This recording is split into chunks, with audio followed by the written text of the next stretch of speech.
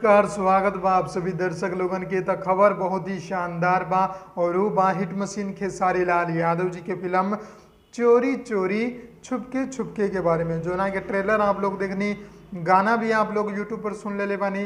अब बारी बा फिल्म देखे के, जो कि आप सबके नज़दीकी सिनेमा हॉल में रिलीज होके जा रहा बाड़ी। है 17 तारीख यानी कि विश्वकर्मा पूजा के दिन ये फिल्म आप लोगन के नज़दीकी सिनेमा हॉल में रिलीज हो जाए, बिहार झारखंड में। जी हाँ, बाकी और भी सिनेमा हॉल की लिस्ट जैसे ही आई आप लोगन के बता दें कि मुंबई और यूपी में रिलीज हो रहा बाड़ी कि ना।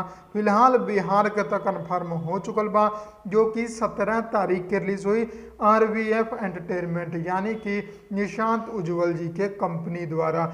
फिल्म के स्टार कास्ट के बारे में आप सब जानते बानी।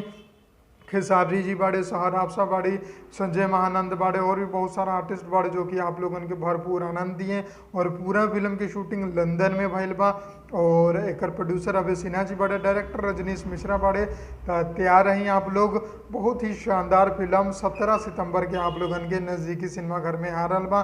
और सिनेमा हॉल की लिस्ट भी हम लेके आए, तो चैनल के साथ बने रह, बस चैनल के सब्सक्राइब करके बेल आइकन दबा दी। मिलम अगला वीडियो में। जय भोजपुरी, प्रणाम।